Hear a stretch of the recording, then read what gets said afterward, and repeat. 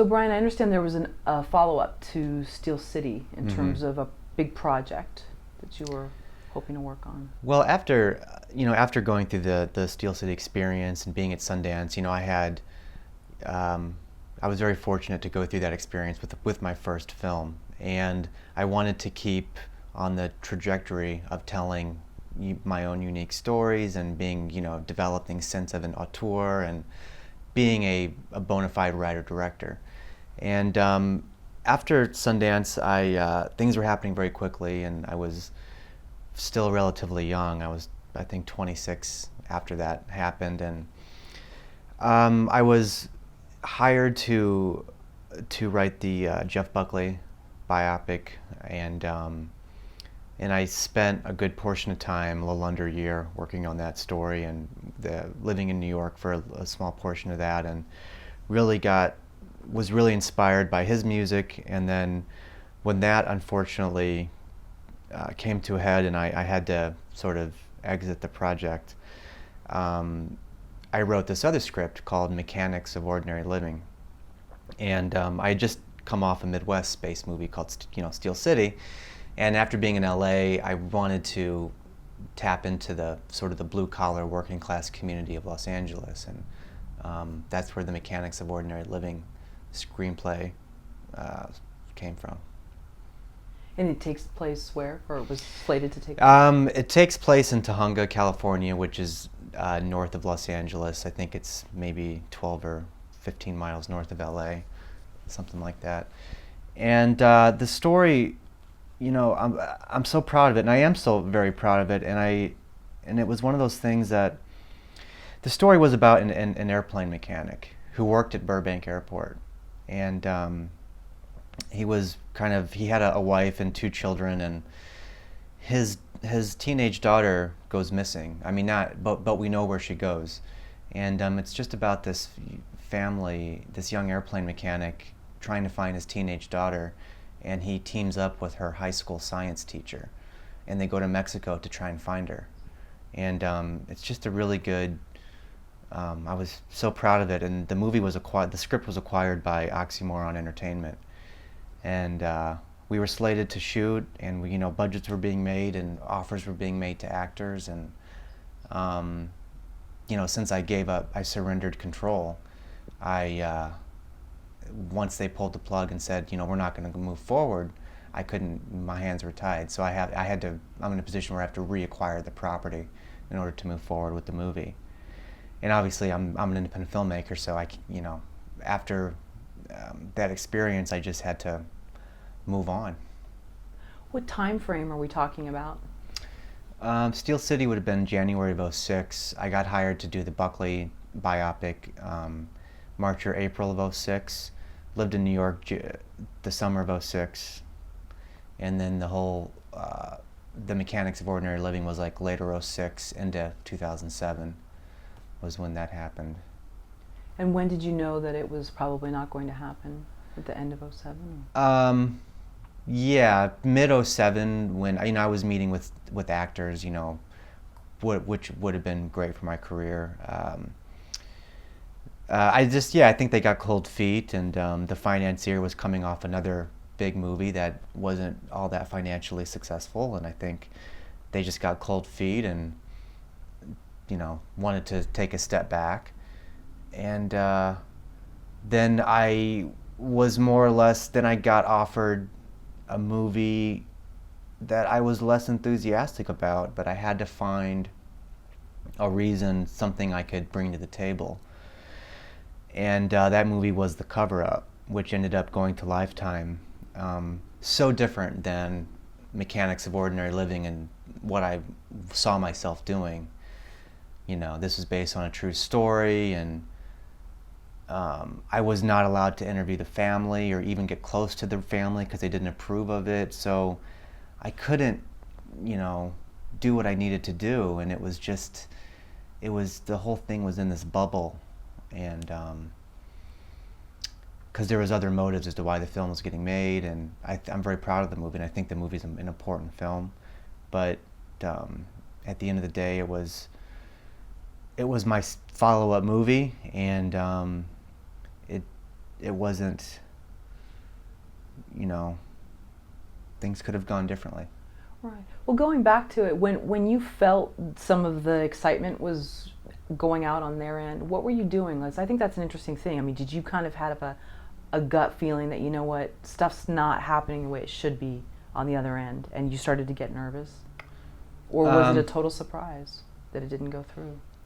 And you mean in regards to not being able to have access to the family and all that stuff? Oh, I'm sorry. Well, I meant I can rephrase it. For the mechanics of ordinary living, when you felt that this project that you were so excited about and that really meant a lot to you was slipping away on their end, did you intuitively know that, or were you totally blindsided when they let you know? Well, I mean, it was intuitive a little bit because it's a progression of events.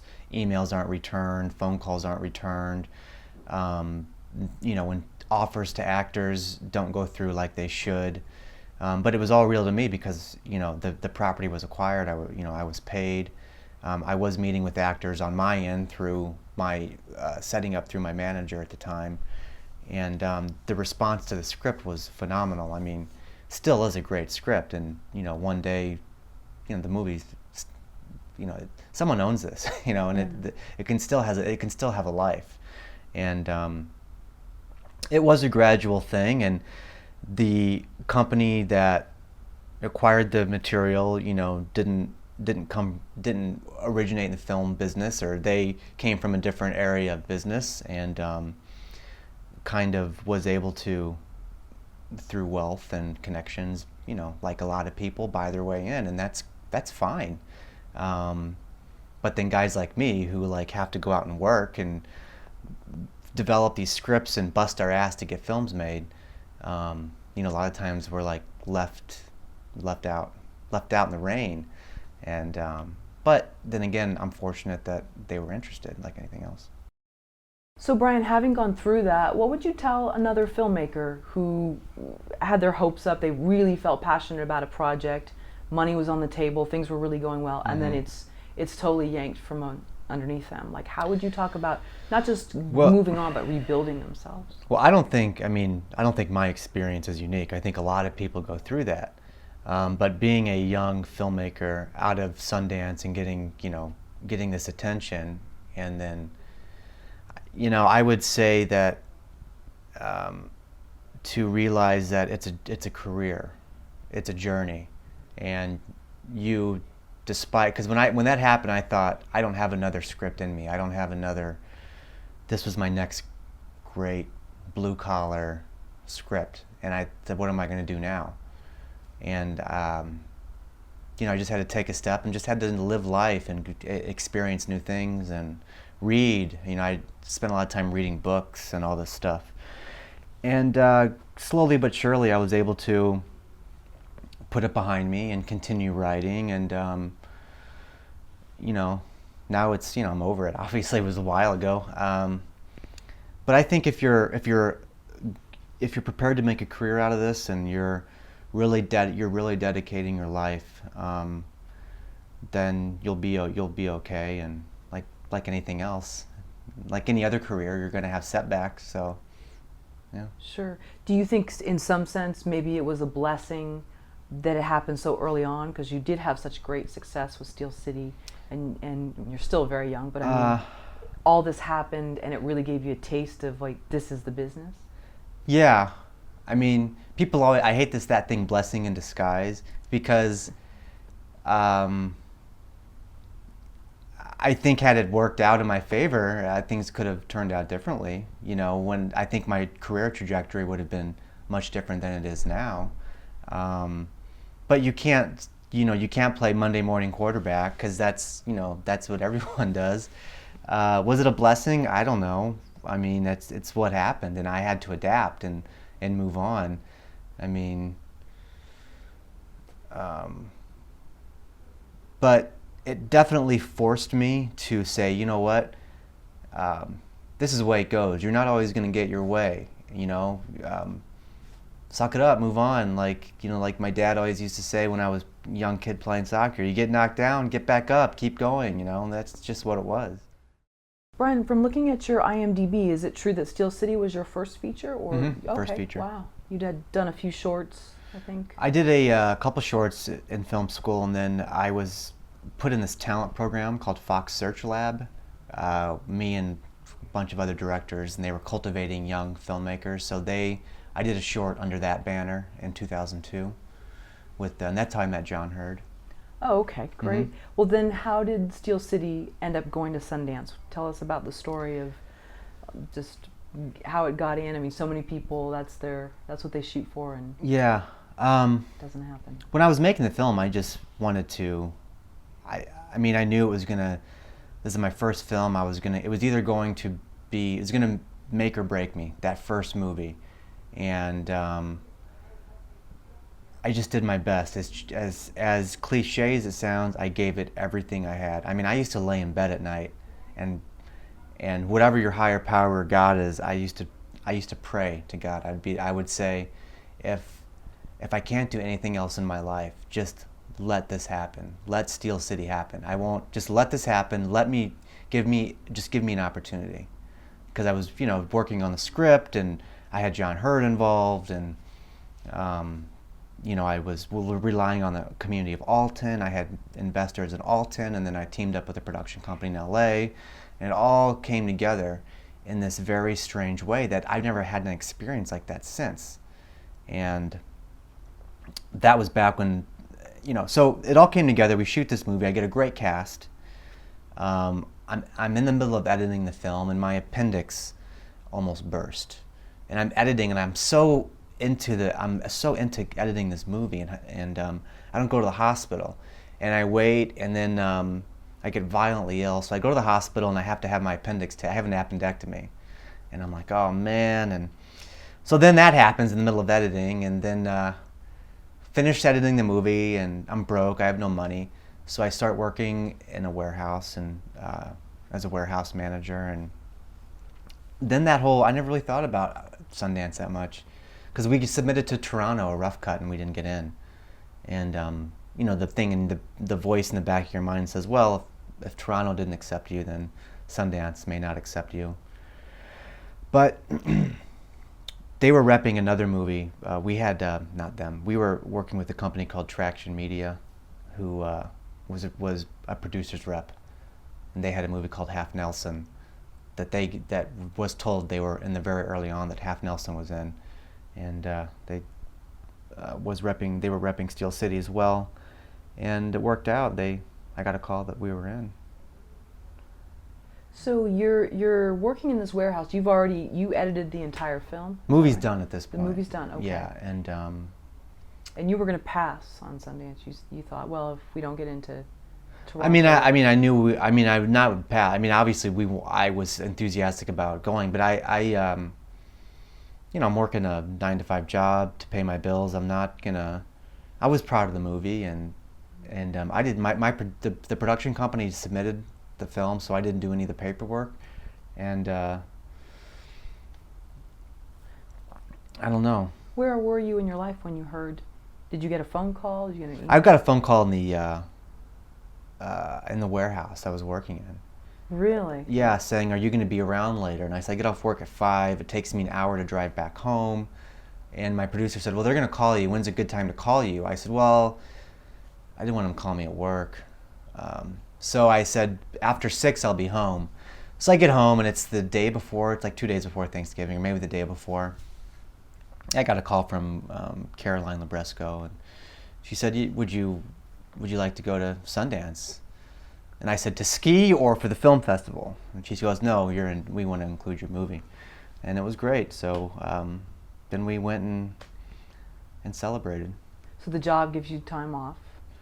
No, I had the job let me go because I told them I need all this time off to go to Sundance. And my boss said, what's Sundance? I said, it's kind of a thing for filmmakers. And he goes, okay. And that was it. So you had to quit. You had to give him. Yeah, it was like a mutual departure. Right. Wow. So you come back. Then what is you come back to Alton after the festival? I was living in LA at the time, so I go back to Los Angeles and okay. Mm-hmm. taking these meetings and reading scripts and playing the game, and I guess what everyone does after they go through an experience like that. and um, looking for my next project.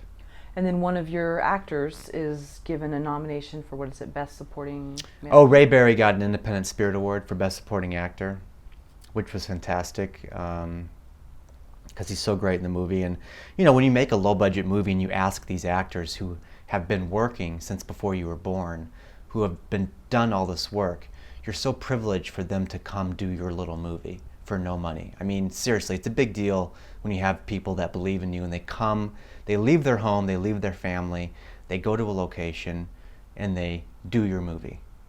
And when they get recognized for that on a big scale, it makes it all worth it. And they realize that and they see that. Because so many independent films that get made that don't get recognized, they're due recognition or they're bad, one or the other.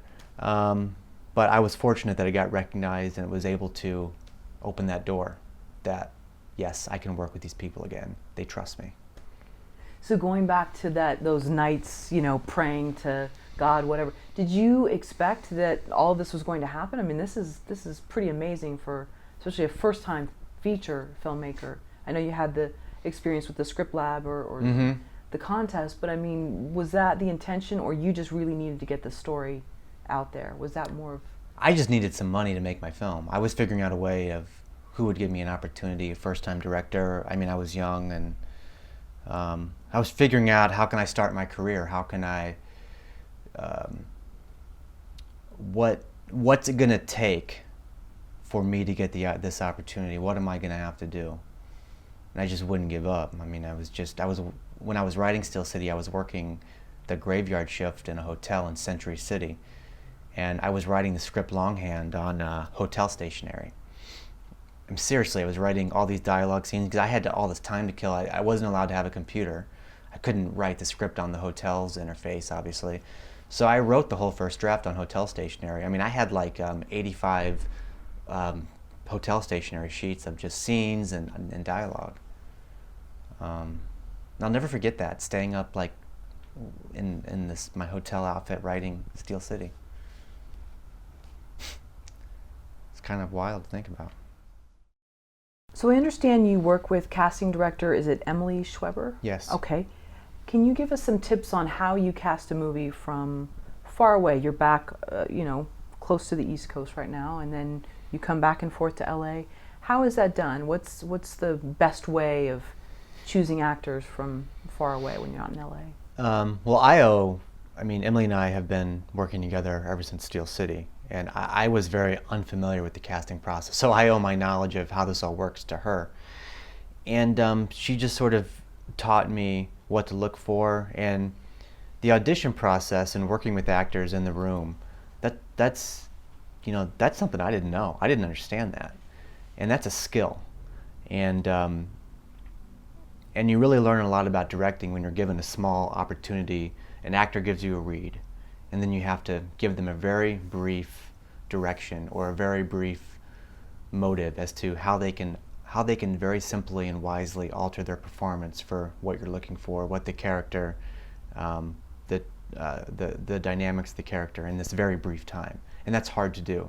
And as a director, you can recognize, okay, this person has got something I like, but you're not seeing it in the room. And Emily, taught me through all her years of experience how to do that, how to maneuver that, how to navigate that in the room, and then that translates to set, which is, on set that's a whole different beast. But getting back to actors, just as a movie lover in general, you're constantly watching movies and seeing good performances and people you want to work with, and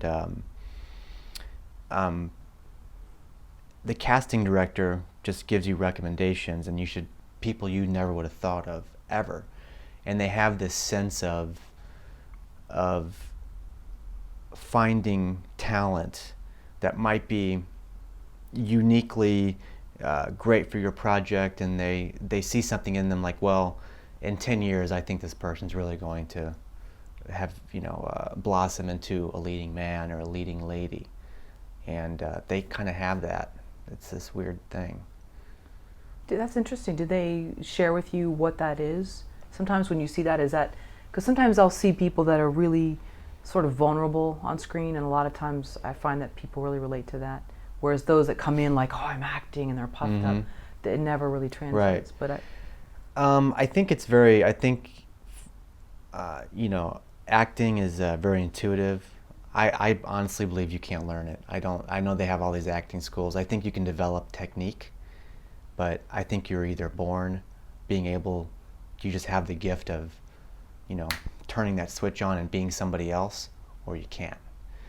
And I think it also has to do with, you find the best actors I know are very cerebral, intelligent people, and when they talk to you, you get a sense of, wow, this person really understands. They have a empathy and a sympathy for the human condition and what it's like to. They realize that they just navigate through life, and they very wisely pick and choose what they're going to let in and what they're going to let out. And I've never met a great, I don't know how to say this, all the people I've worked with have been very, very smart, intelligent, wise people. And I don't think there's a coincidence that they're also great actors, if that makes any sense. yeah, I think it does. Do you think that you're casting people for who they are as people a lot of times when they come in that door, when you do actually get to be in LA, or even if you're in Alton or wherever casting them? Or do you see people that they do have another side to them that doesn't come out to the public persona and you turn it on? Well, I think a lot of it has to do with who they are as human beings, you know, how they look, their mannerisms. You know, I was just in a casting session the other day, and my casting director said, that person's too cosmetic. You know, there's a little bit something too cosmetic for your story. You know, it's almost like, you know, I'm dealing with Midwest themes and blue collar and this, and you know, she would say, you're not going to believe that actress, you're not going to believe her, that she's going to step out of a car in the Midwest, and you know, that's just not going to be believable. So I tend to go towards a more real looking, you know, people that have lived life. I mean, because you can't be a great actor if you move out here when you're 18 years old and do nothing but audition and work in a coffee shop. Like, live some life, man. I mean, that applies for anything you do, unless you're a doctor and you really have to like learn how to be a surgeon. But you know, like, live life, get out there. You know, otherwise you're never going to know what it's like to play someone real. And also too, those depths. You know, I mean, you Yeah. talked about the same thing when projects have fallen apart. If things come too easy, I think too, maybe people don't. Right. You know, just say, be cool, man. It's all good. You know, but sometimes life isn't all good, and I think that's sometimes where people get some great, you know, realness to them. I mean, have you? Well, then you have this new crop of actors that become actors just through nepotism, and they've grown up in Hollywood, they've grown up in a bubble, and they're all of a sudden actors, which is fine. I mean, that's the way a lot of businesses work, and but I don't think you're gonna get any, you know. Going back to casting from further away, you know, not being in LA. So what are some things you can advise others on doing that? I mean, in terms of like communication with their casting director, things like that have worked for you? Well, I think the big mistake is that people don't think they need a casting director. I've met so many independent filmmakers who just cast the movie themselves. They have this mentality that I know enough actors, there's enough, all I have to do is put out a casting call and I'm going to get responses, which is true. But I mean, you need a casting director. I mean, I know so many people who don't want to work with one. And for me, I've met so many people I would have never met had I not had a casting director. They're taken more seriously than the director because you're having someone fight for you. You're having another voice on the other end of that computer or telephone line saying, this script is great. You need to come in and read for this. You need to meet this director. And that is a voice that, as a filmmaker, you know, that's another voice you need. And I've been able to, I think I've had access in my career to people that I normally wouldn't have because I work with a casting director who does believe in me so much. And it's through loyalty. It's because I've been working with her for so long. we know each other well, we're sympathetic to each other's needs, and we're patient with one another. And I think that's why I've been able to get these types of people and these great actors in low budget movies. You know, when I'm finished with the script, she's the first person I send it to, or one of 4 or 5. And that's how that happens. That's how I can be in Alton and cast in LA, or be in LA, or back and forth, or stuff like that. So when you do finally have the casting session, what are you doing? What's the first item of business? I mean, how are you setting things up? What do you have available? What can you advise to other people? Well, if you work with a casting director who's wise enough to have pre-reads, she'll have pre-reads with you not there.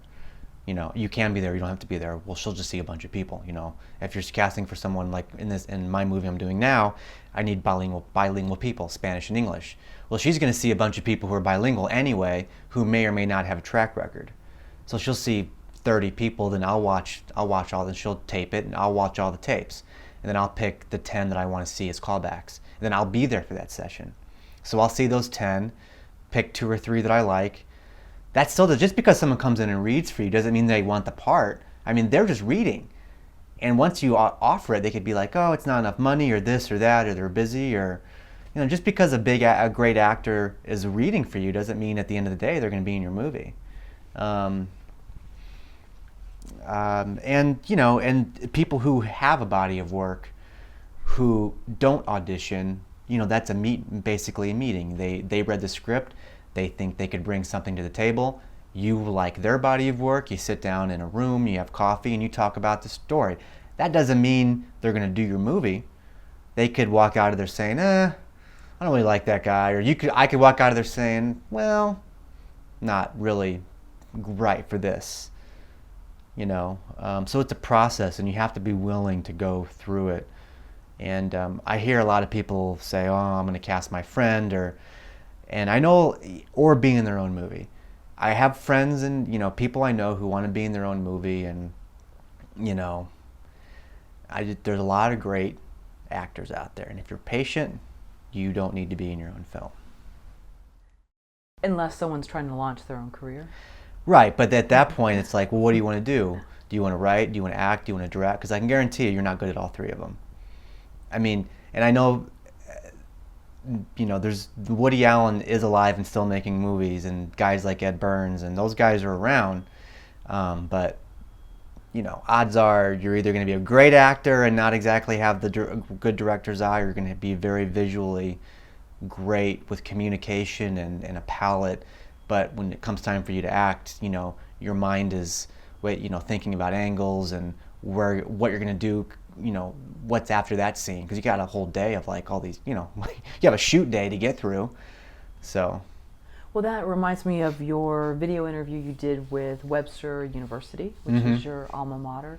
And you said that someone coming from film school or any type of creative, you know, career, or seeking a creative degree, should really pinpoint what it is that they want to do, and not just, under the guise of this or that. But because you said it's really tough, and I want to hear more about your process for choosing. You said you wanted to just write and direct, and why is it so tough? Well, I picked the toughest thing, writing and directing. That's the hardest. I think they're all hard, and you know, you need everyone. You need that collaborative effort to get the picture made. It's important because there's too much competition, and there's too many people too good at their jobs for you to think you can do everything. If you think you can be your own DP, your own director, be in your own movie, then you haven't been on enough sets. Period. I mean, I was a PA when I was 17, 18 years old on a big film, and you see how dedicated and how professional these people are, from the boom operator to the key grip, to the cam, to the first AC, to the scripty. They're so passionate and dedicated. To think that you can be good at everything is ridiculous. I mean, it's like only in the entertainment business do we think we can do everything. You don't see a doctor saying, well, I'm good at brain surgery and I'm a parapsychologist and I can go sell cars, or it's just, so it's important to figure out what you're good at, what's going to get you up in the morning. If you get up in the morning and you really feel like, man, I really like being a boom op, I like being close to the actors, I like that, I like, that's what I get passionate about, going to set every morning. That's what you should do. For me, I like the communication, the aspect of communicating with the actors, developing that relationship. That's my thing. That's what I do best. That's why I direct. And writing that kind of goes hand in hand. Reminds me of the saying, jack of all trades, master of none. Mm-hmm. So you're watering down, the whole creative process. You talked about in the interview that things will get difficult. Can you talk about what that is? Like, what did you mean when you said that in the interview? Because I thought that was interesting. Things will get difficult? Mm-hmm. You said... things are going to get difficult because you're going to realize how competitive it is, and B, how good people really are at their jobs, and how not only have to be good at your job, bring something to the table, you have to be accountable, you have to be reliable, and you have to be a good person to work with. And I think those are a lot of dynamics thrown into the mix. And because there's always, if you don't want to do it, there's always going to be someone else that'll come in right behind you and do your job. Being a young filmmaker, I've met a lot of people who say they want to do this, but they want to do this, they want to do that, but they're not accountable, they're not reliable, they don't show up for a meeting, they come to an audition unprepared.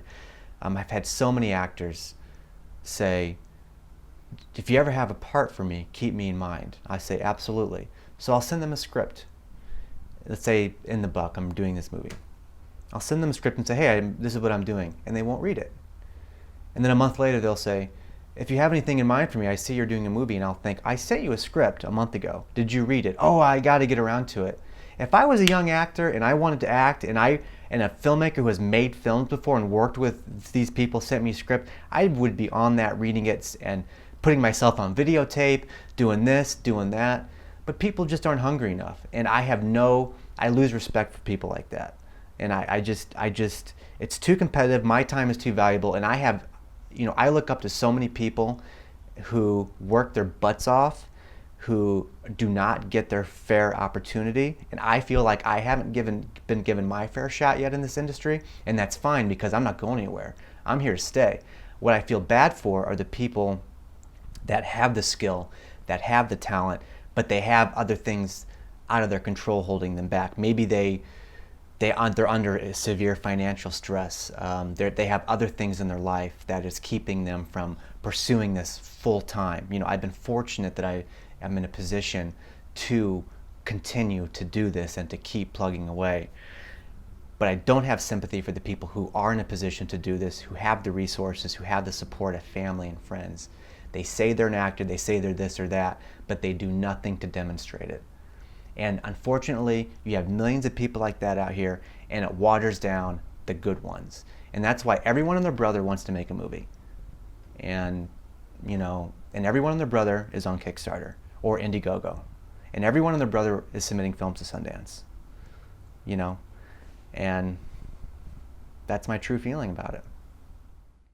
This latest project, In the Buck, Mm-hmm. you're doing a Kickstarter Yes. for it, and I understand it's about, and I'm quoting it, sex, love, fertility, and how the expectations of gender roles have shaped modern relationships. Do tell. That's interesting. In the Buck, I have been thinking about wanting to do a story about fertility for a long time. And to get extremely, personal, the whole genesis for the story, the woman in the story, Gabby, when she was young, she had an ectopic pregnancy, which is a potentially fatal type of miscarriage. When I was in my early 20s, a girl I was dating had this ectopic miscarriage. She had to be put into surgery, and this happened a long time, like 10 years ago. And that got my wheels spinning of these fertility issues that women go through, because after that happened with her, she was told that the odds of her getting pregnant again were very slim. And if she were to elect to have children, she would probably have to go through some type of fertility treatment. So that happened 10 years ago. That was a seed that was planted in my mind. Then I do all these, then I do my indie films and do all this stuff. Then I'm thinking, okay, I want to, the seed blossoms into a story of a woman trying to get pregnant and living in the Midwest, and why can't she get pregnant, and how does this affect her relationship with her husband, and what if she's got substance abuse issues, and it took years and years of being in my mind, and then a script sort of blossomed. So I understand too with Kickstarter that you did your own research and that you donated to certain campaigns to kind of see how it worked. Is that right? Right. About 2 years ago, I started donating to campaigns. I think I did like 12 initially, and I would say 9 or 10 were successful. And I would get the updates, and I wouldn't read them all. I was kind of filtering, like, okay, how is this going to work? And I kind of got fascinated, because they were so neat. And I was just thinking, man, what a neat idea to really put yourself out there and to play the game, the risk of failure, of just seeing if you can do it. And it fascinated me. So I started getting involved and doing it. And then I didn't do it for about a year. I didn't contribute for about a year because I was doing another movie. And then after that wrapped, and I was just kind of back on Kickstarter, and a friend of mine had a Kickstarter campaign, and you get them occasionally, and I donated to his, or contributed. I don't like that word, donate. It's contribute, and it wasn't successful. But I just thought, this is such a neat idea, and I think my fertility project would be good for Kickstarter. What was it about those various campaigns that made you contribute? Aside from the one that was your friend's, I mean, what would you see? Was it the video? Was it seeing the director or the screenwriter in the video? What were some of the things? For me, it was credibility. I think that this is where crowdfunding excels, and I think this is where crowdfunding, and I'm speaking as a novice, complete novice of crowdfunding, why it excels and why it doesn't excel. I've contributed to campaigns where I saw the person doing the video involved in the campaign, they had done the work and they had the credibility that warranted my money. Why should I give this person 20 or 30 or 50 or $100? Why should, have they done the work? Have they put in the time, the hours for my money, for my $20? And if the answer was yes, and you get a sense through the video, through their copy, to think, okay, they have what it takes to pull this off. I'm not even worried about if I'm going to get my reward or whatever that is. I believe in this person. And that's what made or break it. Then you see videos to where they're more like, nobody will give me a shot, I'm 20 years old, help me, those are fine. Those are all fine, but there's a way to do those. You don't ask for as much money, or you present it in a certain way. But I invest in a lot of film projects because that's where my mind went, like, okay, how is this working? And I took a lot of notes, and that's how I crafted my campaign. So without naming specific campaigns, like what were some of the turnoffs and what were some of the things you said, absolutely I want to do? Aside from people playing that whole like, oh, I know crowdfunding's so hard, and and it is, there's no doubt about it, but when that's in the video, sometimes it is a turnoff. But what were some of the things that you noticed, I have to do this and don't do that? Well, definitely the quality of the video. I mean, everyone says that. Is it framed correctly? Like Filmmaking 101 that a lot of people, here they're asking for money to make a movie, but their Kickstarter video doesn't have proper framing. The framing is weird, or they don't have good sound or good audio, or the edits aren't smooth, or they only have one angle. They don't decide to cover it from multiple angles. Stuff like that. And sort of a vision. I get a sense of what they're trying to do and why they build up a compelling reason as to why I should why I should be part of it. And I think a lot of it has to do with sort of a vision, the style of the video. I think that's a big part of it, Does it feel like its own little thing in its own? Does it have a beginning, a middle, and an end? Is it, do they have a visual sense of telling a story, because the Kickstarter video is a story. You're telling a story in 3 minutes as to who you are, what you need, what you've done. If they can do that, then I see a lot of Kickstarter videos that aren't stories. They don't have an arc, and that's what I try to do in my campaign a little bit. And I'm realizing I could have done things better, but. So in a nutshell, then, good crowdfunders script their crowdfunding videos. Oh, I did. I had I scripted Yeah. mine weeks in advance, man. I mean, I was walking in like I was an actor almost. Like yeah, absolutely. I wasn't gonna wing it. And I actually had a script girl on the other side who was helping me with, hey, you missed this point, or you missed this, and Wow. I didn't trust myself as far as making sure, because you have like 3 pages of text to get through, of dialogue. And how important was it for you to make it personal? Because I like how you talk about in your Kickstarter video, Alton, Illinois, and you talk about the different, I think it was the world's tallest man. Yeah, from there. Miles Davis. Yeah, exactly. So you personalize it, you let us get to know who you are, where you're from. Right. How important was that? That was extremely important, because I go back to Alton. I had take a lot of pride in the community. But I think a big thing was that I'm a big advocate of Midwest filmmakers and Midwest artists, and to say, hey, I'm from Alton. You never heard of Alton. This is what Alton is known for, and I really want the community of Alton to come out and support the Kickstarter campaign. There's 30,000 people live in Alton and all the peripheral cities, East Alton and Bethalto and Godfrey. All these, it's the River Bend community, and I want to get the River Bend community behind in the buck, and I'm struggling to do that because not enough people know about it. So, and I think a lot of it has to do with the fact that crowdfunding, while it's popular to people like us who are involved in social media, you go to the middle of America, you say the word Kickstarter, they think you're talking about a part on a motorcycle or something. They don't, people that live in LA and New York and even Chicago, we're all isolated in all this social media. Really, we're in a bubble compared to middle America. So I think I'm trying to penetrate that sense of what it means, and they're just not familiar enough. So that's been my major obstacle. I think if I was from a bigger city, it would be different. Really? So even in 2014, Absolutely. People are still not aware of it. No. And how do you describe it to them? I say what it is you have an idea for a project, you make a video, and then you ask for a bunch of different people to come in and help you get it off the ground. And for Kickstarter, I say, and you set a goal, whatever it is, it's 10,000 or 100,000. You try to get all these people to help you, and you have to hit your goal. If you don't hit your goal, then it all goes away.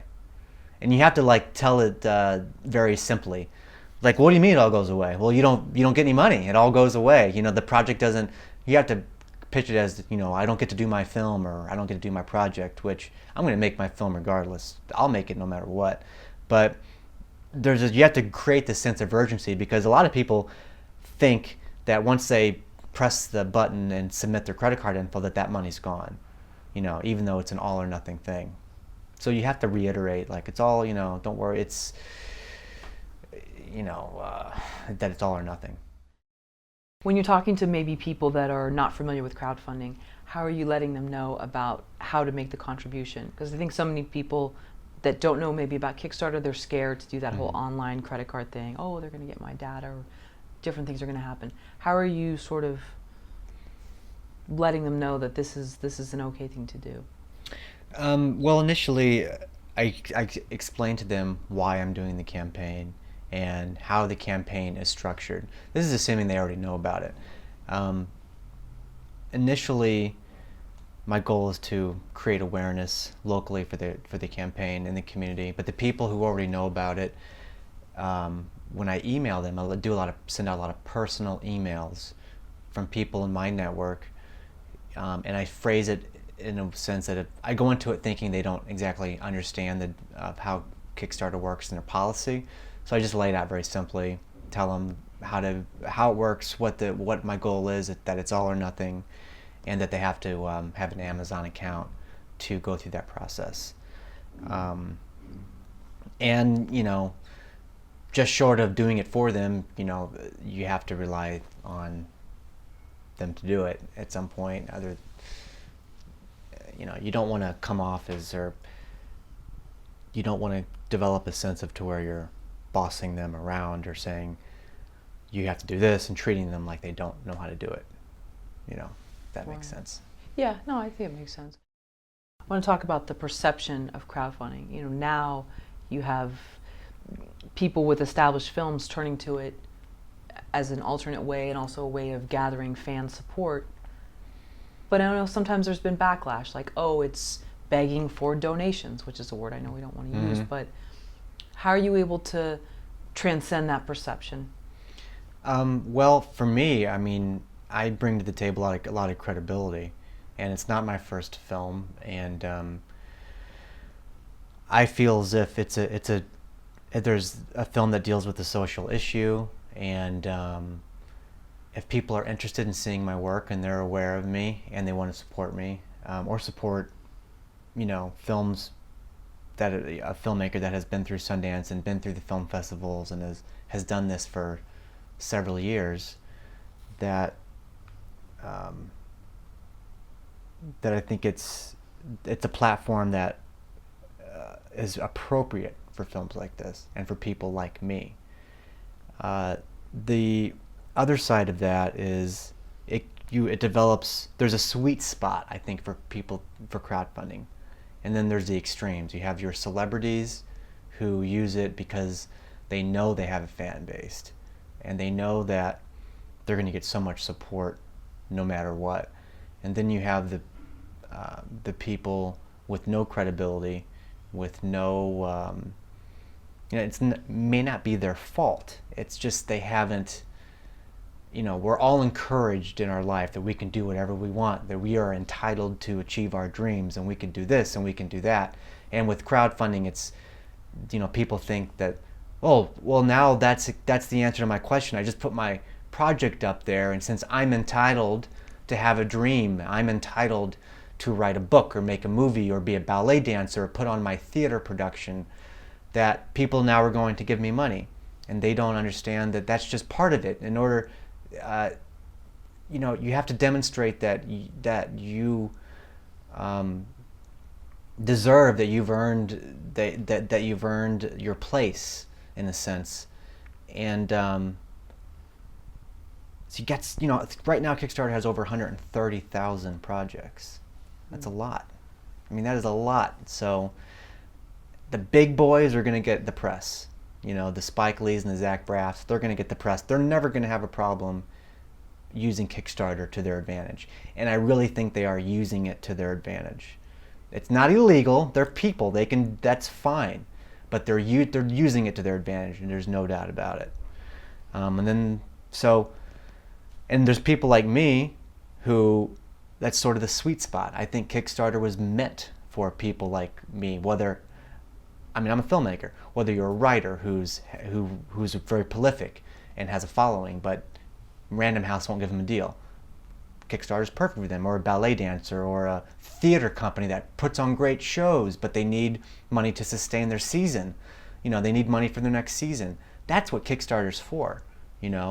People who have shown that they can really benefit from the public's help, and by doing that, by making a contribution, you're going to get something back that is real and tangible. Like, oh, I'm going to give XYZ theater company $40 because I've been to one of their shows, and I know I'm going to like that show, so here's $40. I may not see the show until 6 months, but I'm helping them. You know what I mean? A guy like Zach Braff, that movie's going to get made no matter what, or whatever. So, hope that answers your question. Yeah, no, that's perfect. You said somewhere that you love films that are centered around the human condition, and I know you have a fascination with stories about jails, recidivism. Where does a nice boy from Alton, Illinois want to know more about that? How does that fit into your stories? It fits into my stories because I often think about what my life would have been like had I not been fortunate to develop this passion for filmmaking. I think artists and people that do this are just a little bit, they push themselves to the extreme. And for me, I know that if I didn't have this to really pursue, and I was a lost soul, like a lot of other people, you know, with that, I could have very easily done, I'm not, you know, been in a position to where my energy was directed at the wrong thing. You know, I was lucky that I have this filmmaking, but just, you know, growing up in Alton and being around kids whose fathers worked at the steel mill, and I think that there's just that fine line of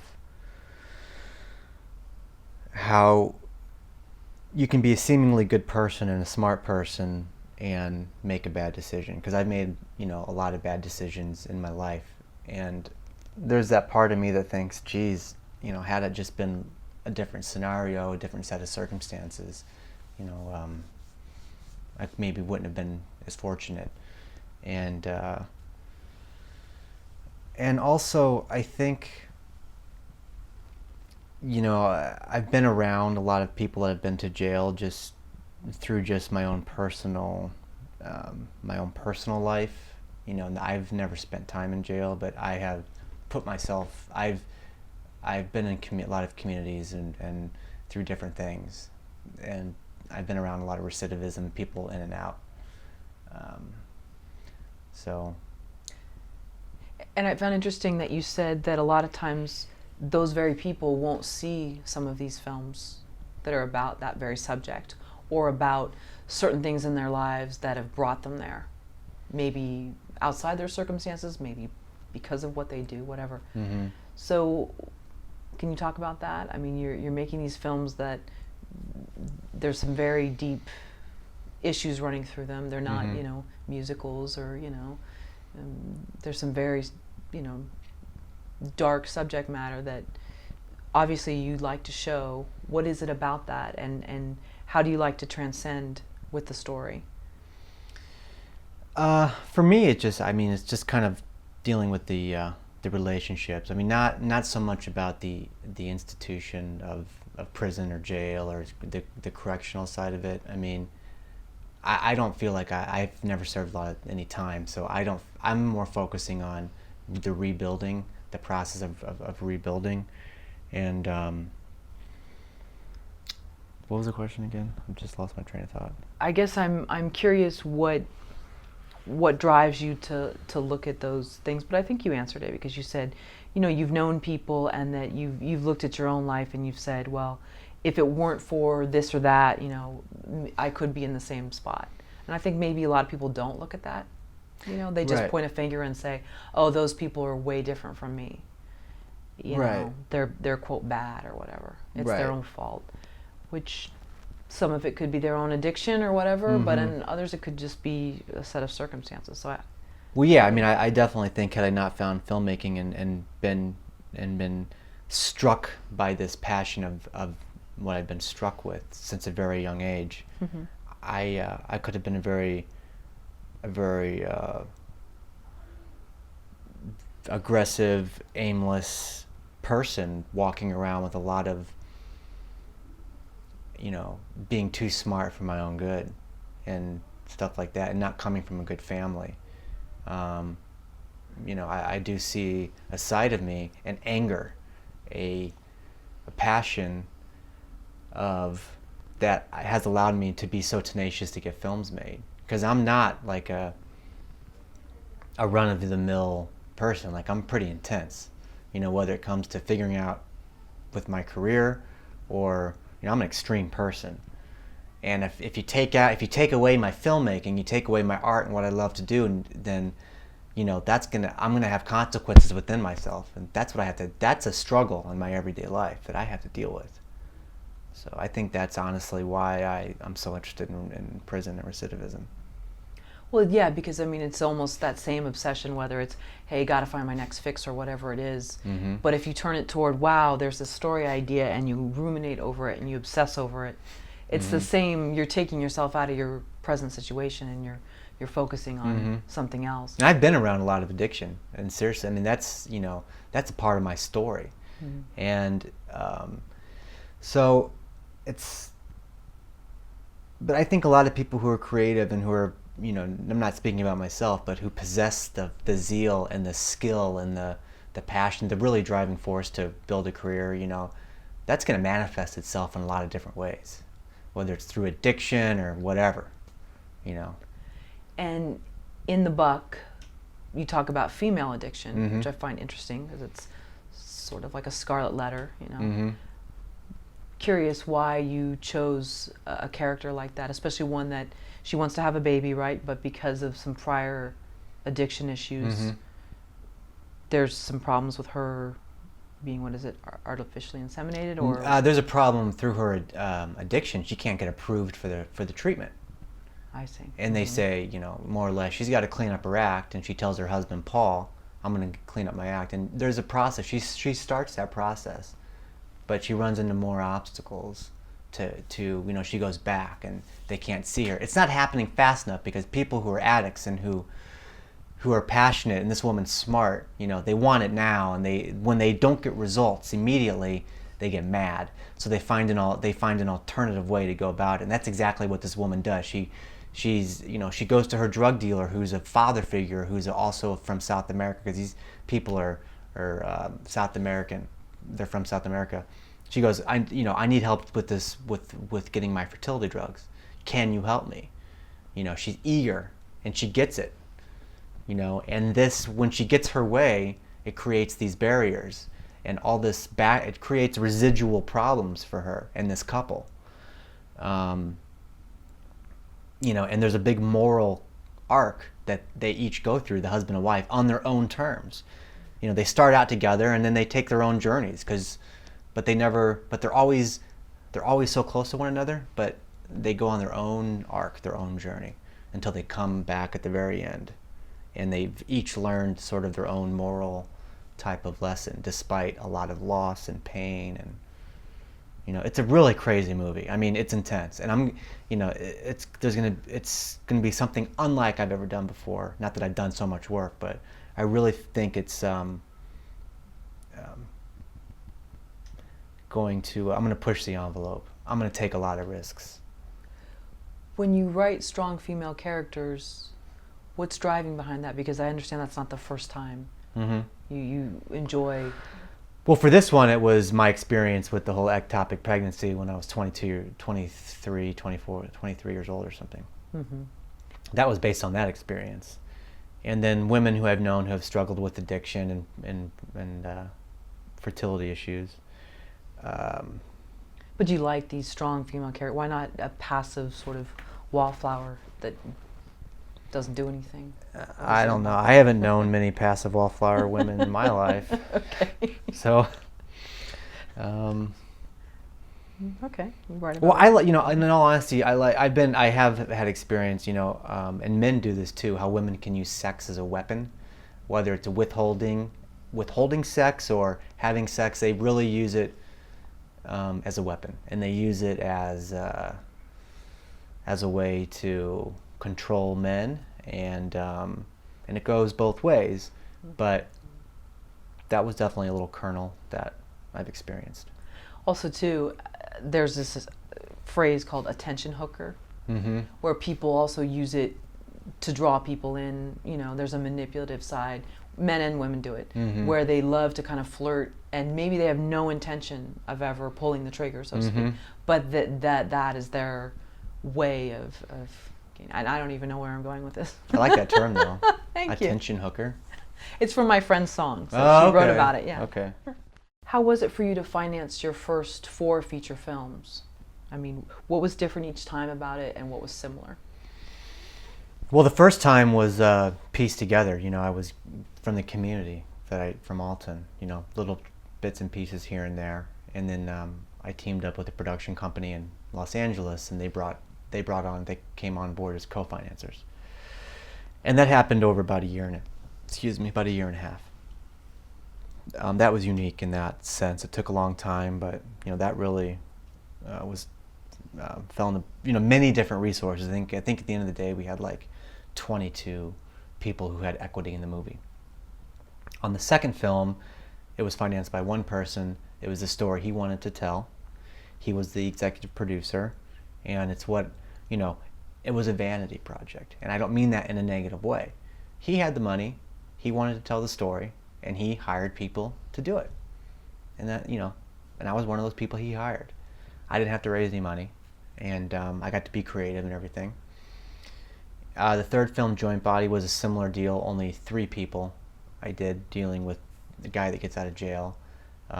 Again, some Alton equity, and then some equity from the East Coast.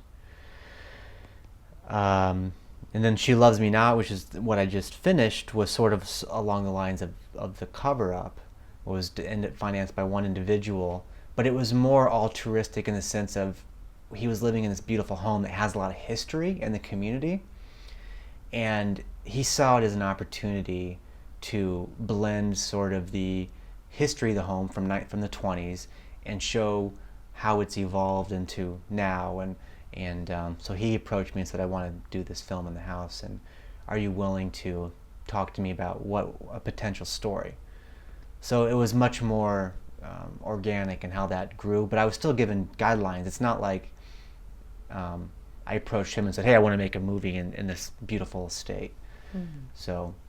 And that was the writer's home in the film? Yeah, Carrie Always is home, yeah. Oh, wow. Mm-hmm. So why Kickstarter now?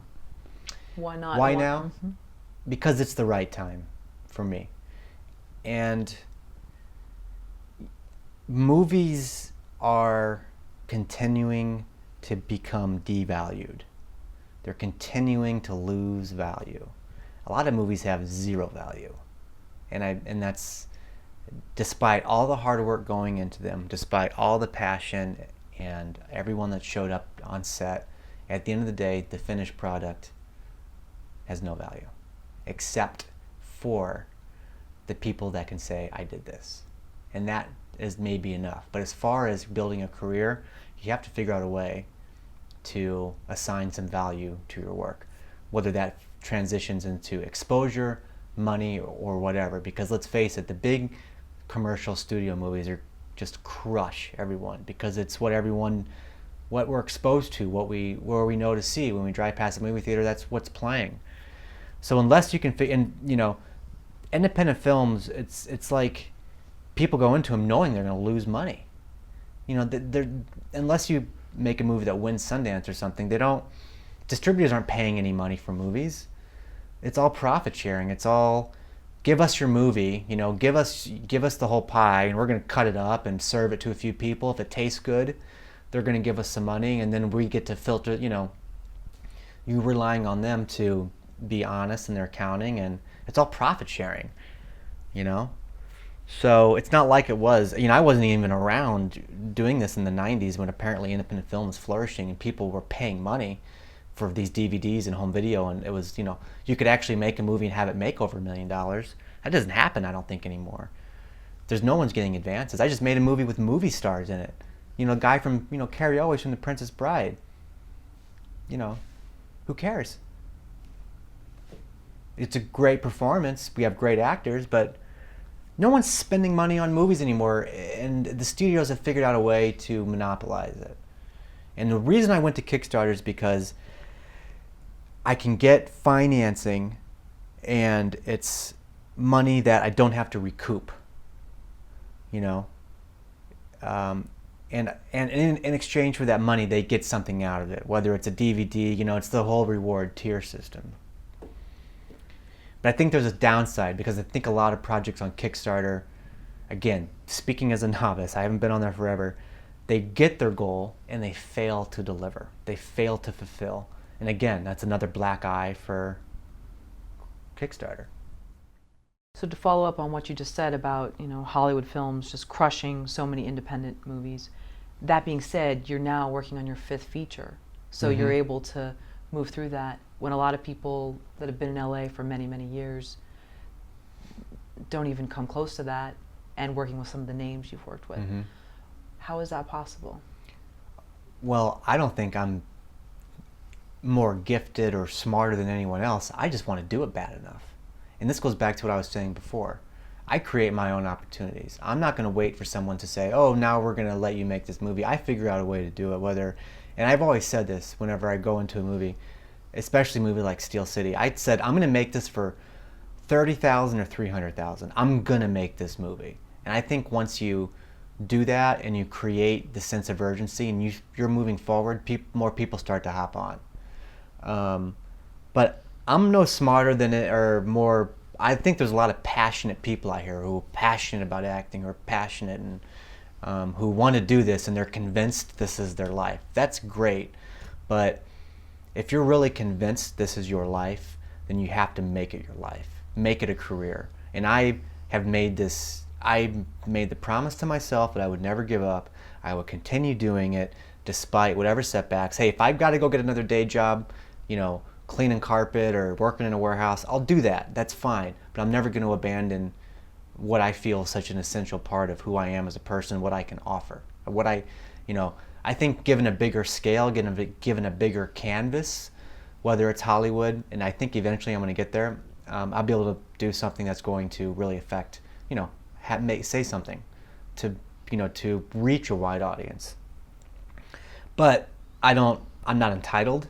That's why I keep doing these small movies and figuring it out, because I really feel that one day I'll be in a position to reach a wide audience, and when that happens, when they say, where did this guy come from? They'll say, oh, he's been doing all this stuff. He's been working, he's been developing his craft to get here, and that's what I'm doing. And I need help, and I need the support of people, and I need crews and great actors and everyone to come to the thing. But I also am sensitive, and I think a lot of people don't realize this too, who come out here. They have to get something out of it too. This isn't the Brian Junn party, and this isn't the whomever, the Bill Jones party or whatever. They got to get something out of it too, whether you do your due diligence and you write a great script that actors are really going to like, and you raise money to pay your crew, or if you don't have money to pay your crew, you hire people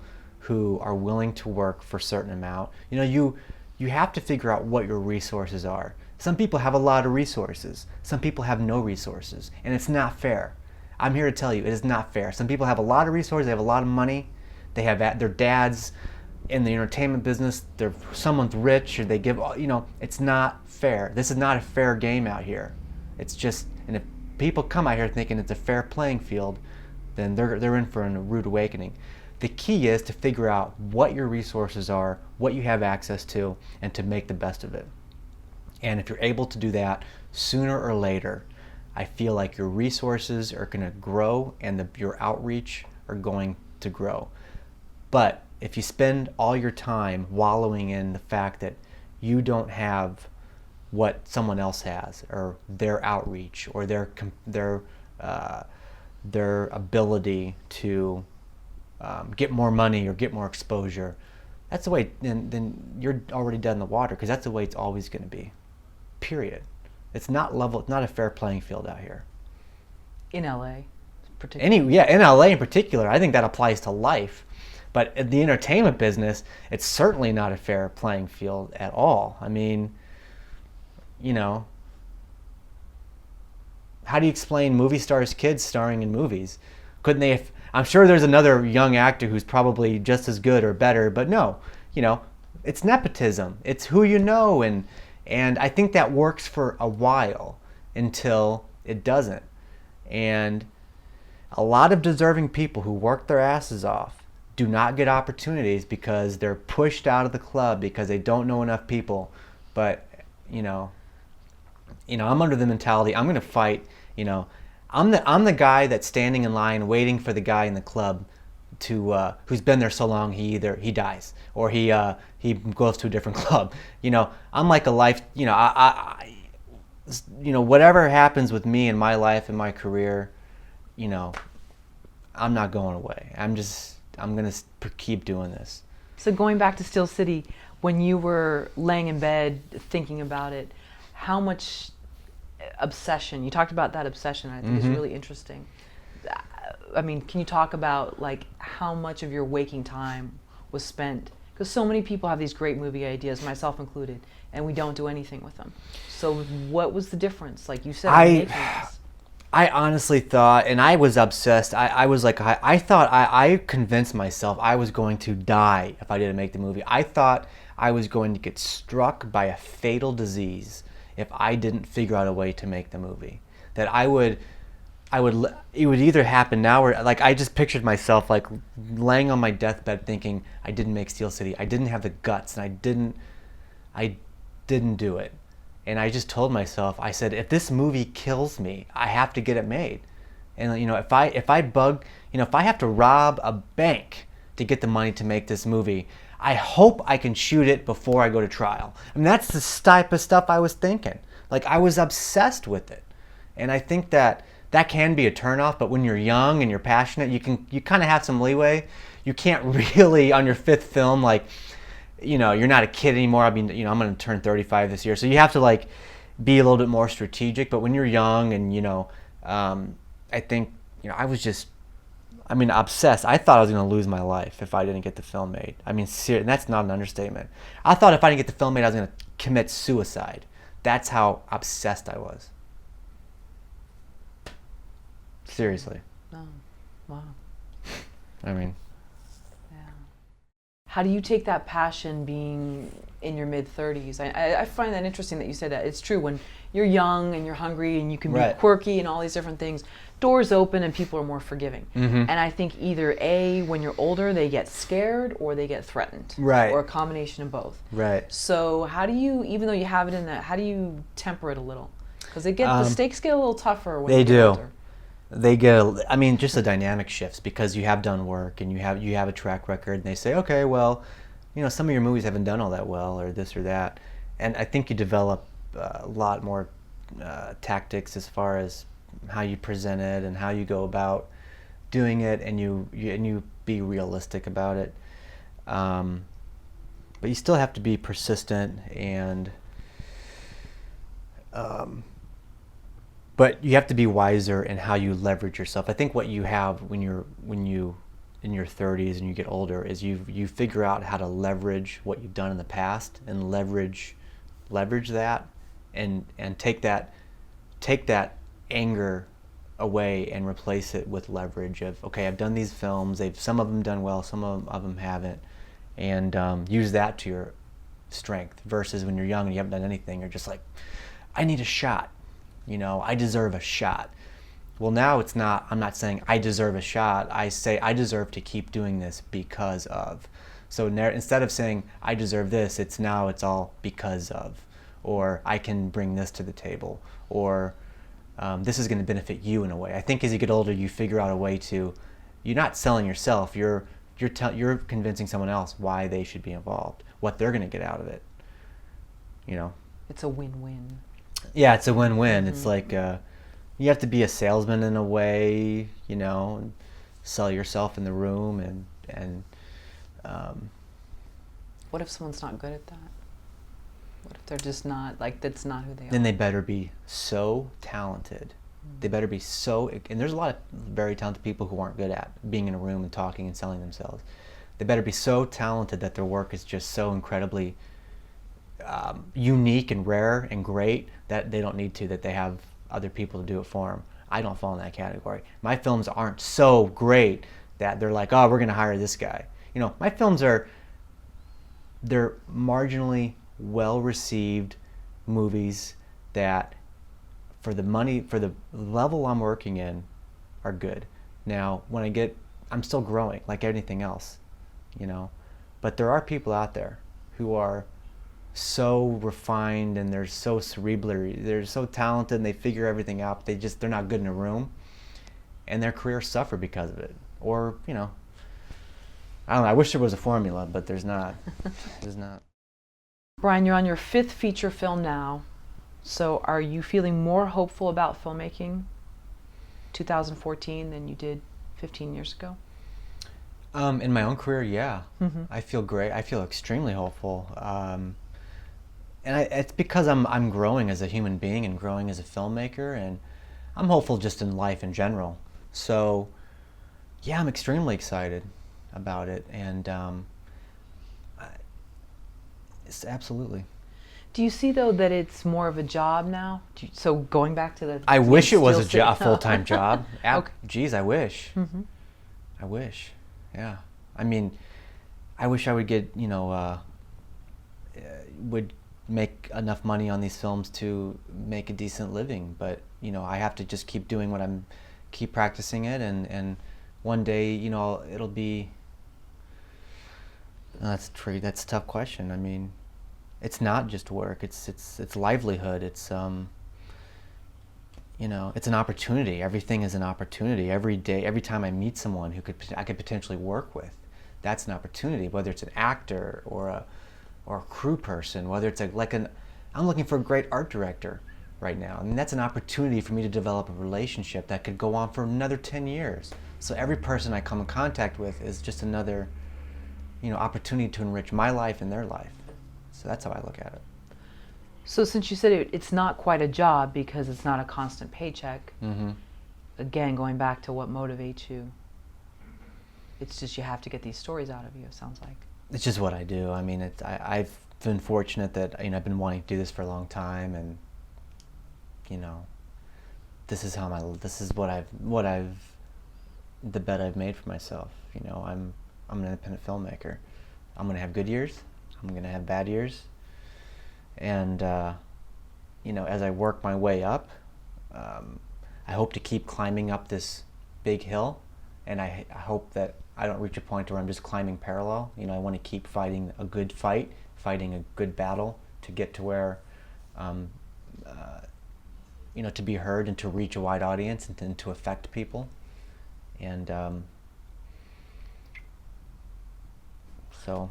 I like that. So you said this is what you've chosen for yourself. Did you know that from the beginning, that it was a choice? Yeah, I mean, I didn't think it was going to be like, you never think it's going to turn out like this, I mean, I'm very happy and fortunate I've been able to make these films. I didn't know it was going to be this hard, that's for sure. Not at all. At what point did you say to yourself, this is a choice, I'm going to keep going with it. I'm not going to give up and say they wouldn't let me in. I'm still going to make movies. I would say when I was applying, like right as I got into film school. And I applied to a lot of big film schools. I didn't get into a lot of them because my standardized testing wasn't as high as what they should have been to get into a big school. So I think when my first year of film school, I had a professor who was just so negative and such a gave bad vibes in the classroom. And was like, you can't do this. And I told him my idea for my project, and he goes, you'll never pull that off, John. He goes, you'll never, this idea you have in your head, in your 17-year-old head, you won't pull that off. And I never forgot that, because I wanted to shoot in a hotel, and I wanted to do all these things. And I proved him wrong. I did it. And at the very end, whenever he never apologized for treating me like that, but my last meeting, when the class was over, you had a review, I guess. He said, well, John, you did it. You pulled it off. And that's all he said. I'd never forget. That's one of those things you never forget. And plus, if other people can do it, I mean, they're shooting a TV show in this hotel right now. Those people working on that show, that director and those producers, they're no smarter or more talented than the majority of people out here fighting. Me and all the people watching this interview or watching all the other interviews. It's just, they got the opportunity to do that. That director knew the right person. He got the opportunity to go direct that TV show. The cards fell into place. He had more resources. That's fine. It's just. So what would you have said to 17-year-old Brian John back then? If you were that professor, what would you have said to him? Oh, this is going to be a hard scene. You can try it. I don't know. I mean, what would you? Oh, well, I would say, I would probably say, do you have permission to shoot here? He didn't even, do you have a permit? How are you going to, do you have permission? Have you talked to them? What are you going to do if someone gets hurt? I would just ask all the practical things that you would ask. Are you going to, if you're shooting up in Alton, because I was going to school in Carbondale, are you going to use crew from the film school? If you are, how are they all getting up there? Or are you going to use crew? I would ask more practical questions. He just said, I couldn't do it. Instead of trying to figure out how I was going to do it and be constructive about it, he just said, I couldn't do it. Which is the worst thing a teacher could say to a student, And I remember his name too, because I remember this guy's name because you know you forget all these teachers' names, but I remember this guy's name. I don't want to say it, but and I'm almost thankful. I'm almost thankful he did that because you know I didn't forget it. You know. Brian, how do you feel about distribution today compared to 2007? It's very different, even in that that short amount of time. Steel City has been my most successful and widely distributed movie, and that was back when DVDs still had a healthy shelf life and what they call like sell-through or whatever. There's all these distribution terms and jargon, but that was when Blockbuster was still relatively healthy, they bought a lot of units, and you know that was a tangible thing to see your movie in a Blockbuster. You know. Well, obviously the internet and Netflix has changed everything with all the streaming. Again, it goes back to what I said before. I think it's devalued a lot of things. So instead of being, people are visual, we're visual human beings. So instead of walking into a store or something and seeing like a wall of movies and being able to say, oh, I want to see this or I want to see that, we're at the mercy of what these content providers show us online. So what is Netflix when they get all these new movies? What do they choose to feature? What do they choose to put on their new releases? So we're at the mercy of them, and it's just, and this, you know, there's these things called slotting fees, which is another thing to where you have to pay to be in certain areas. There's certain, you know, you're basically paying to be in front of people's eyes. And who has the money to do that? The studios. So, you know, it's going to continue to be an uphill battle for independent films, and unless you have a studio acquire an independent film like a Weinstein Company or a Sony Pictures Classics who has the muscle and has the resources and the money to get a movie, a little independent film, into front of everyone's eyes, unless you have that, you're just like a minnow in a sea of great white sharks. I mean, that's really, and if you're a lucky minnow that can figure out a way to go to the bottom and like eat a little food and then like go back, you know, if you're able to survive with all these great whites like around, then you're lucky. Otherwise, you're just like, you're out there and you get a little bit of life and then you just get swallowed by a shark. You know, like all these independent films that come out, they're out, and all these filmmakers get to say, hey, go see my movie on Netflix. Go rent my movie on Amazon, and it's cool for like 2 months, and then Netflix doesn't renew your contract, the movie's not doing well on Amazon, and then it's just, you know, it's just out there. And then people say, what have you done? And you say, I did a movie called Joint Body. Never heard of it. Well, it's on Netflix and Amazon. Never heard of it. You know, but if you say I did Captain Phillips, oh, I saw that movie. Good movie. Who do you think your audience is, though? Obviously, there's people that want to see your films. I think it's the people who take the time and appreciate seeing movies that are non-commercial, that don't follow the same old fast food style entertainment. People that really enjoy discovering something that they would not have enjoyed before. Because I look at movies these days, the studio movies, it's like fast food. It's like going to McDonald's. I'll take the number 6, supersize that bad boy, because that's what I want. I've had it before. It may look a little different. I may be getting the cheeseburger instead of the McRib or whatever. But I've had it before. I know what it tastes like. I know what it costs, and I pretty much know how I'm going to feel after I eat it. That's what Hollywood movie is today. And instead of trying that new restaurant on the corner with the new chef, and you may love it or you may hate it. But and a lot of people these days aren't willing to take that risk. And the big boys in the studios, they don't want us to take that risk. They want us to say, no, you're going to like this because we know what you like. We know what kind of car you like, what kind of food you eat, what kind of clothes you wear, and what kind of movies you see. And don't argue with us because we already know, because we make all the money. You give us all your money. So it's grim to answer your question for independent film. Very grim.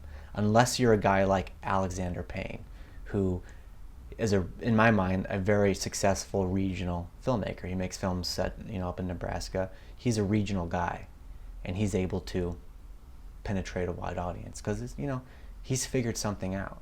Or you have guys like Jim Jarmusch, who's like this Euro-American director who gets financing from Europe because he's big over there and they appreciate his films, and his films do better over there than they do here. So if you can figure out a way to sort of play the game, but be smart and strategic enough to have people play your game, I think that's where it's at for independent film. And very few people can figure that out. Very few talented people can figure that out. But those two guys I just mentioned have figured it out. That's the best example I can think of. How did you learn how to direct?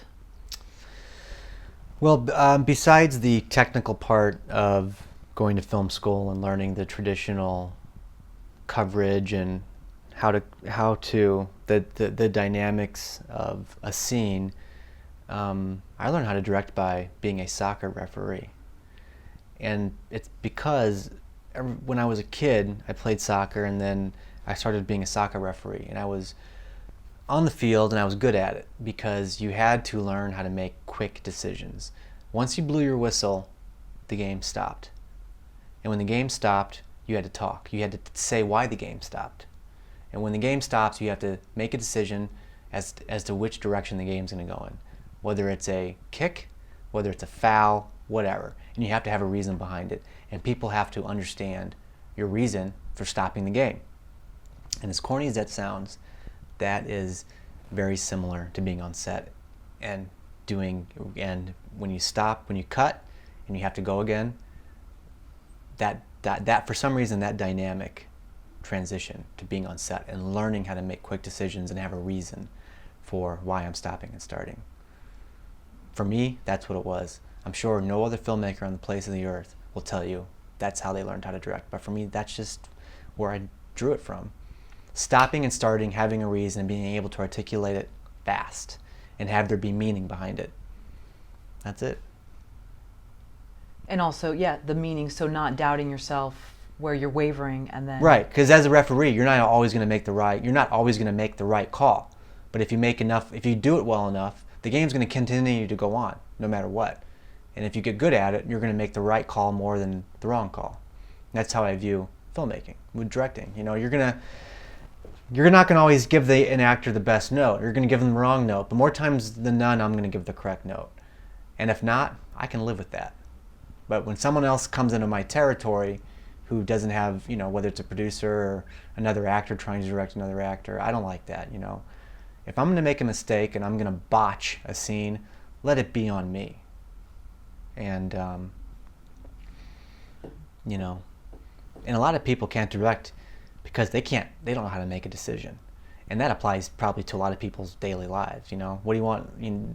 They're uncomfortable making a decision that's going to affect a lot of people. And I think some people naturally have that skill and some people don't. It's just being a leader. You're either a leader or you're not. And directors have to be leaders. How do you block out, and this is going to be a weird question, external stimuli? Because you know how there's like tons of stuff coming at you. Maybe it's a crowd scene. Maybe you have like 5 minutes left. How are you blocking out all these different other factors that are coming at you and making sure that one laser thing that you're looking at is right? Well, I think you just through practice. I think that's a skill that you acquire through doing it a lot. I think you have to do it a lot. I think that's how actors who work a lot become good. They become better because they learn how to focus and they learn how to get themselves in the right frame of mind. Their kid could have just gotten bullied at school that morning and now he's got to show up on set and do something else. They figure out it's a skill. And I think a director develops that skill too, as far as figuring out what the goal of the scene. Every scene, every moment has a goal. There's a purpose. And if you can figure out, okay, let's just figure out this purpose, take a deep breath, just, we'll get there, and not get too worked up over it, I guess. This is a weird question, but are you an extrovert or an introvert? I don't know, because sometimes I mean, I'm a homebody. I don't go out a lot. I don't, I don't go to parties. I don't go to bars. I'm just very, I like my own company. A lot of times because I'm in my own head. But in the right circumstance, I like to be around people. You have to if you're going to tell stories. Otherwise, you're just going to, you know.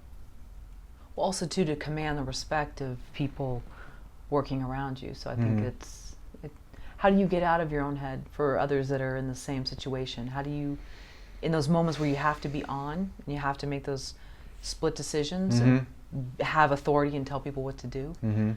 How do you, when you're more like apt to be reclusive? You fake it. You have to. I mean, in that point, you are doing a job. I mean, you're assuming you're doing the role of a director. Hey, directing's hard. Being a filmmaker is hard. It's not all about being creative and making your movie. It's about being a leader, being able to communicate, being able to tell people what to do, listen to what they want to do, collaboration, and being a businessman. If you don't want the whole ball game, then don't do it. It's not all about just being creative and being in your own head. Same with acting. Actors go through a tremendous amount of press stuff and playing the game and meeting people and having to fake it, and they do a ton of that. It's not all about being in a character and getting to be creative and playing and being on stage. They got to do all this stuff and play the game and be a businessman and so.